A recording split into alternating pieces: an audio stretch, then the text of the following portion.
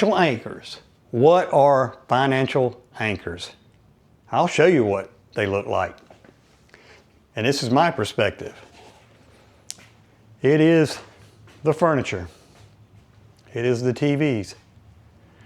It is all the appliances, the grills,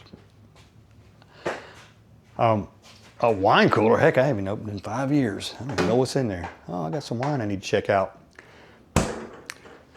You know, it's all of these things that we purchase when you own a home. Artwork, washers and dryers, furniture, and, you know, clothes. That's what a financial anchor looks like. We purchase these things. We purchase them one time. And then we're unpaid security guards of stuff or inanimate objects that really doesn't mean a lot to me anymore. I mean, it served its purpose in the past, but no longer. I mean, I've got bedrooms that nobody stays in. They're made up in case guests come, but guess what? They never come. And then the house. It's a nice house, and I am blessed to have it. I have a nice house. It's a 1,500 square foot house, not very big, and I purchased it 3 years ago. And you know what? That's where I made my mistake. But in my defense, I did not know that I would be leaving South Carolina. I thought I would stay here and retire and live out my life. And then meeting with my financial advisor, I realized, you know what? I'm probably still gonna have to work. If not full-time, part-time, so I can cover all my expenses. This house, like I said, it's a nice little house. 1,500 square feet. I bought it 3 years ago. House payment's about $2,000 a month. The car payment, the other financial anchor, $600 a month, not including all those things that go along with owning a house and a car. You know, the insurance, the taxes, the maintenance, the little ego trip, the BMW, you know all about that story. I've owned that for a long time, so that one's paid for, but still, I'll never completely own it because I have to pay taxes and insurance on it. And what about utilities? They don't come cheap. So in my budget video, to stay here in South Carolina, and I'm talking about in a modest house, and the HOA dues $420 a quarter. God, I hate HOA. But that's pretty much everywhere now when you buy a house. It's going to cost me about $6,300 to $6,500 per month to stay just here in rural South Carolina. I'm not even living in Atlanta, Miami, New York. My Social Security will probably be $2,500, $2,600 at 62. That's when I've decided I'm going to retire, and that's when my plan changed. So going back to the mistake I made, I bought this house and I put down $55,000. Well, we all know in order to recoup that amount of money, you have to stay in a house for 6 to 8 years. Well, if I'm going in 4 years, obviously, I'm going to be pulling back about $25,000. So I ate $25,000 that I could have used in retirement. But that's on me. That's my fault. But that $25,000 will go a heck of a lot further in the Philippines than it will here. So what would you do?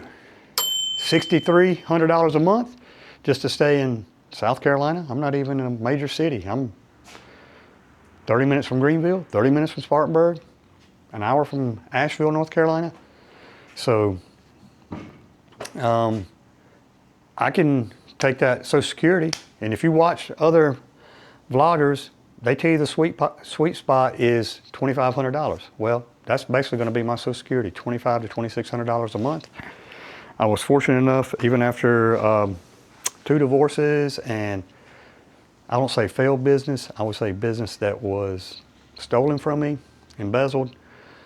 Even after that, I will still manage to save enough money over the years so I could have a nice little nest egg for a 401k, so I can pull off of that and go to the Philippines and live my best life.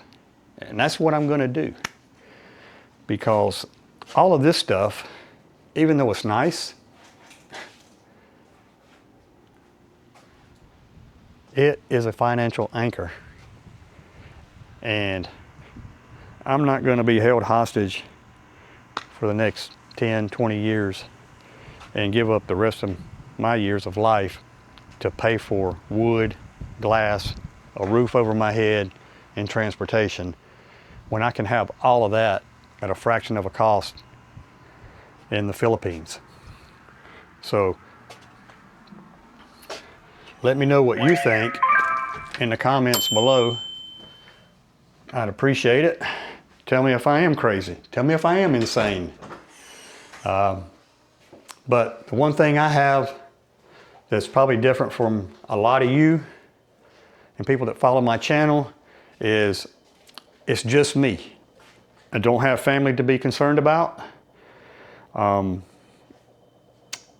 don't have family to worry about. I mean, yes, of course, my 2 sons, but they're grown. We've already covered that area. But I just see all of this stuff that can be replaced. I don't know why I feel like I'm attached to this sofa and that TV. All this stuff has only been here 3 years. I haven't owned this stuff for very long. Dining room table, same thing. I mean, there are a few emotional attachments, like some of my mom's artwork. You know, I gotta see about getting that to my sons. There's a lot of legacy items I want to leave, but I will tell you that 27 years paying a mortgage is not an achievement. It's not like playing a video game. And the stuff you accumulate is not a legacy. What is a legacy is what you do with your life. And if that means sitting on a couch in Carolinas, great, but that's not me. I'm packing up, and I will be moving to the Philippines. When I originally started this channel, it was a 30-month deconstruction. That was back at the end of May, beginning of June. Since then, some things have happened, some things are moving forward, and there's a good possibility I could be done as early as 12 to 18 months. And if that happens, then I'm on my way. I'm on my way. So this stuff, I've got to get my mind right. This is just stuff. It's just stuff. Just stuff. Just a deconstruction of a life that does not serve me anymore. It does not have a purpose. It did, but it does not anymore. So I'd like to know what your thoughts are. If you just comment down in the bottom. And if you do like my content, please like and subscribe. But give it some thought. I'm going to cut the anchor. I'm not going down with the ship. I am freeing myself. I'm jumping in that lifeboat, and I'm heading to the Philippines. So with that said, remember, time is strong. Do not rush it. But for God's sakes, do not waste it. And my time is up. Time is strong, and so are you. You have got to stay focused. Never give up on your big dreams.